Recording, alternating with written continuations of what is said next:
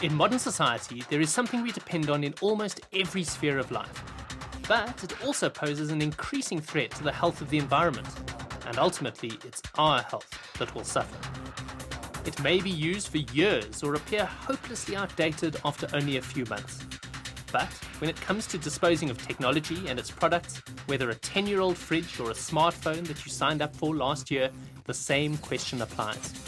What exactly should we do with electronic waste, or e-waste as it's known?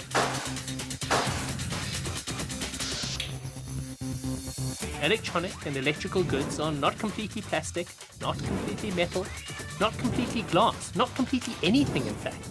The result? Much of the e-waste that we generate isn't being recycled.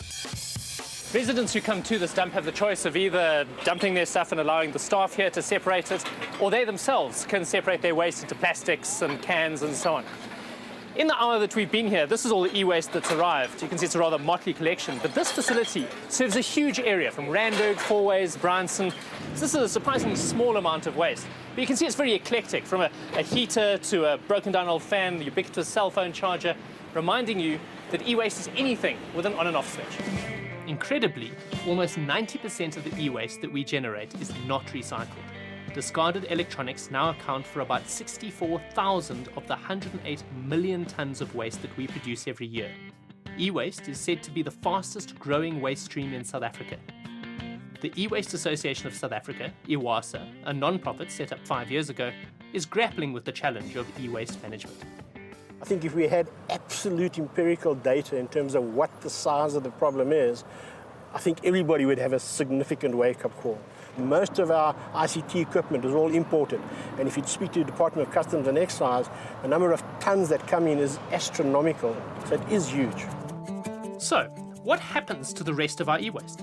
Most of it gets mixed with other forms of waste and deposited in landfill sites or incinerated. The problem is, discarded electronic and electrical goods don't just add volume to these massive eyesores. Any form of e-waste, in its inert form, is not a hazard. So if you've got an old laptop, a cell phone, a refrigerator, and it's in your home or your store or your garage, it's not a problem. As soon as those items get exposed to the elements, that's when the problem occurs, because all those items have got heavy metals, lead, mercury, silver, and so forth. And once they get exposed to the elements, those heavy metals leach into the soil and cause huge contamination. And unfortunately in South Africa, our legacy is that most of our landfill sites are right next door or very close to our river streams. That's one of the contributing factors to such high levels of toxicity in the river streams. And that's why you can't just throw those things away. They need to be put into a collection point that people have got confidence that the goods will then find themselves to an accredited recycler to be handled and treated correctly. Does dealing with e-waste present particular challenges? Absolutely. The problem lies around four main streams of e-waste. One is the old CRT monitor, the cathode ray tube, because of the vast amounts of lead contained into it. The second one is energy-saving lamps because of the mercury contained in them. The third one is refrigeration equipment because of the gases that's used to cool. And then lastly is printer cartridge because of the contaminants within the ink within those cartridges. Apart from raising awareness about the potential dangers of e-waste, challenges seem to include creating appropriate drop-off points and collection procedures. This is the e-waste drop-off facility here at the Ballyclare Garden Refuse site. And there's something that I noticed. Not only are they accepting e-waste, but the public's also encouraged to bring used motor oil to this facility. And if that oil gets mixed up with the e-waste, it makes a complex recycling effort even more difficult. Oh yeah, this is exactly what we were concerned about. Spilt oil.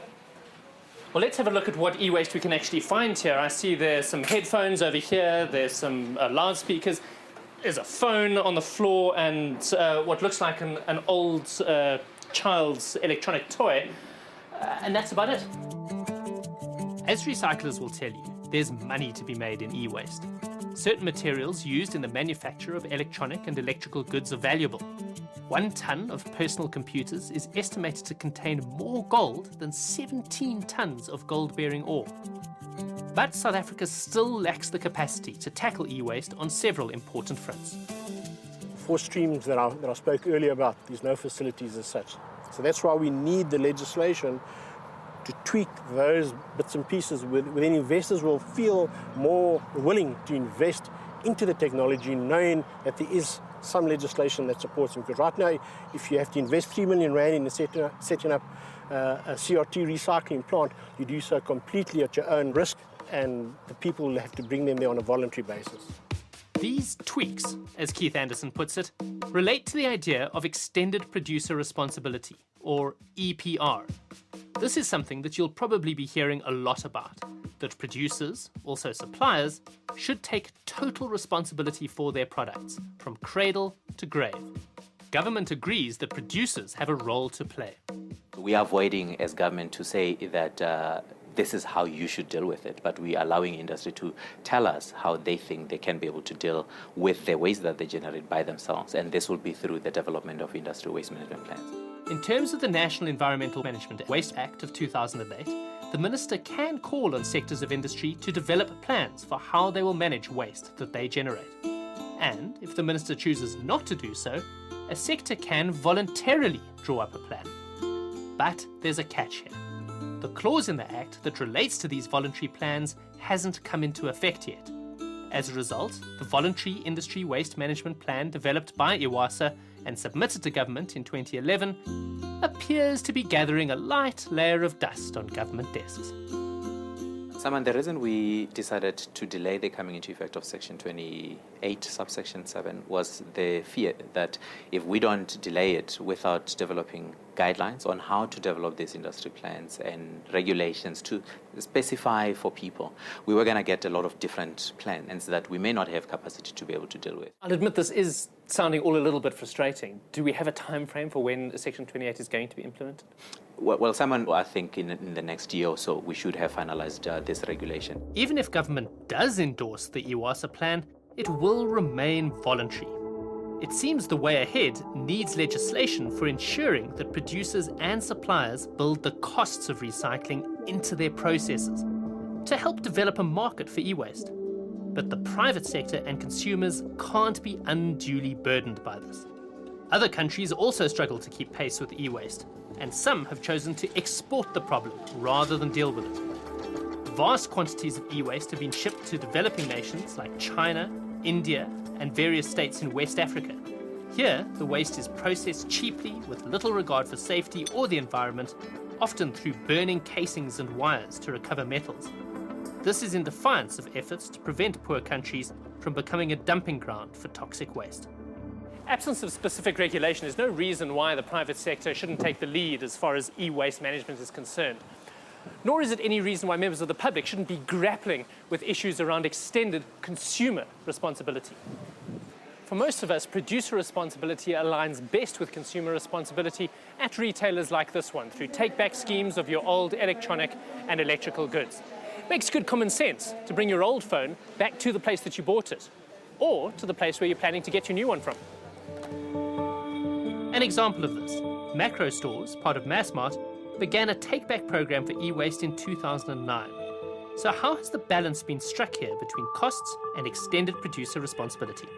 There are some costs associated with the project. One is relates to space and finding space for the bins, and the other relates to the logistics of transporting the waste around. Macro provides a space at no cost, and we work with Desco, who have to date covered the cost of collection of the waste. And not all of this is necessarily your stock that is coming back to you. Is that a problem? No, it isn't. It's a common issue. In terms of consumer protection, consumers can bring back waste to stores that can't go into a common waste collection system, and we need to take responsibility for, or assist them in disposing of that waste. Of course, you guys aren't general waste managers by trade, and I would have thought one of the problems is that unmonitored bins could become receptacles for general waste. How do you deal with that? Generally speaking, our consumers understand what it's for and they utilise it accordingly. One of the things we have done to ensure that people don't put inappropriate waste in the bins is we've actually clearly indicated what sort of waste is appropriate for the bin. Over here we have the e-waste disposal window, which controls what people can put inside. As you can see, what's very important about these windows is they stop people being able to take waste out, so make sure that any waste you dispose of is secure. If you do have an item that doesn't fit through the window, like the washing machine, there's a padlock on the side of the container. You can open the container, you can dispose of it there. Aside from preventing environmental destruction, there's another important reason for improving management of e-waste in South Africa, and that's the potential for job creation in this sector. Remade Recycling, a formal recycler with operations in Gauteng and the Northwest Province, recently extended its operations to accommodate e-waste. We realized that in the interests of our customer, we have to extend our business offering to ensure a total waste minimization plan is in place. Customers have a drive to reduce cost and an awareness drive due to the environmental responsibilities that they as corporates and as companies are adhering to. Once all this material has been through your process, where does it go? They're different markets. At the end of the day, you're going to get a certain market that would like to have your boards, etc. But at the same time, if you think about a computer, it has housing and it has tin, steel also incorporated in it. That will go to a completely different sector. We should keep in mind that informal recyclers have also carved out a niche for themselves in the industry, and we must take care to ensure that they're included in efforts to manage e-waste more sustainably. Unfortunately, those communities are being taken advantage of because people are offering them ridiculous rates for the waste that they've collected.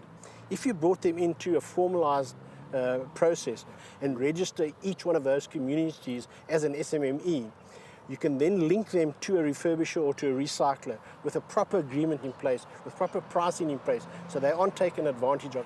So the whole idea is we're hoping to launch 400 national e-waste collection points throughout the country before the end of the year. And the whole idea is we'll go to each one of those, get them to register, assist them, provide some skills transfer, and link them with commercial enterprises who will pay them a living wage. There's much to be done if enjoyment of these sophisticated devices isn't going to come at substantial cost to the environment. If we're going to continue to build our lives around convergence, these challenges need to be met, and met in a hurry, because technology isn't going to slow down anytime soon.